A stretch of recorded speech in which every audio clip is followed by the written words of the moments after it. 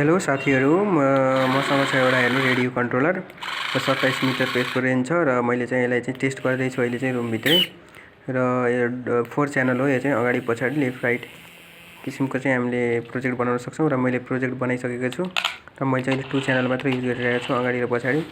देख्न सक्नुहुन्छ यो मैले एउटा नर्मल एउटा कारको बिग्रेको पार्ट्सहरूमा चाहिँ यो ट्रान्समिटर रिसिभरलाई चाहिँ कनेक्ट गरेर यसले एउटा प्रोजेक्ट बनाएको छु र यसलाई चाहिँ हामीले अब छतमा ट्राई गरौँ है, त्यसको रेन्ज कस्तो छ र कस्तो हुन्छ ल। हेर्नुहोस्, देख्न सक्नुहुन्छ मजाले जे होस् राम्रै देखाइरहेको छ, वर्किङ पनि राम्रो छ र यसले चाहिँ बेला बेला स्टन्ट पनि हान्छ र यसको स्टन्ट चाहिँ दमदार छ, किन भन्दा अलिक स्टेबल छैन यो र अलिकति थोरै बिग्रिँदाखेरि यस्तो हुन्छ, स्टन्ट हानिरहेको अहिले चाहिँ घुमिरहेछ।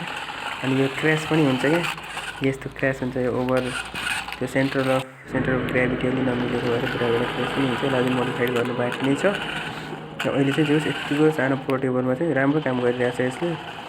यसको ब्याट्रीमा पनि अलिकति चार्ज कम थियो होला, त्यसले गर्दा अलिकति राम्रो दिन सकेको छैन ब्याकअप।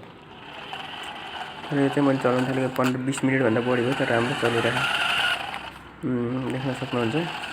यसको मैले रेन्ज हेरेको थिएँ तर यसले चाहिँ रेन्ज चाहिँ धेरै दिन सकेन है। रेन्ज भनेको यसको त्यही 10 देखि 12 मिटरसम्म है। छतको चाहिँ ओल्लो छेउदेखि पल्लो छेउ गएको थियो अनि पल्लो छेउमा चाहिँ राम्रोसँग काम गराएको थिएन, किनभने यसको एन्टिना त्यो छ नि पत्ता पछाडिको बत्ती नि बलिरहेको छ है, त्यो एन्टिना चाहिँ अलिकति तल भएर होला, हल्का माथि राखेको भए चाहिँ राम्रो हुन्थ्यो होला।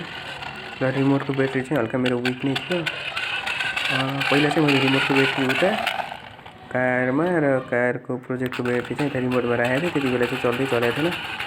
अनि मैले चाहिँ अहिले त्यो नचलेको ब्याट्रीलाई चाहिँ रिमोटमा राखेको छु, यतिको चलिरहेको छ। मैले चाहिँ अहिले ब्याट्री राम्रोसँग चार्ज गरेर चेक गर्छु कस्तो अहिले चाहिँ कतिको देखाउने छ। र जे होस् यतिको चाहिँ राम्रै चलेको। मैले यसलाई चाहिँ पछि मोडिफाई गरेर अगाडि चाहिँ स्टियरिङ पनि राख्नेछु लेफ्ट राइट मुभमेन्टको लागि, किनभने यताको दुईवटा बटन देखिरहनु भएको छ, रिमोटमा पनि छ र त्यो रिसिभरमा पनि छ, त्यसले चाहिँ राम्रोसँग काम गरिरहेको छैन अहिले। किन भन्दा मैले चाहिँ दुईवटा मात्र च्यानल युज गरेको छु, अगाडि पछाडि मात्र एउटा मात्र मोटर छ यसमा, त्यसले गर्दा यस्तो भएको। Thank you for watching. If you like my video subscribe.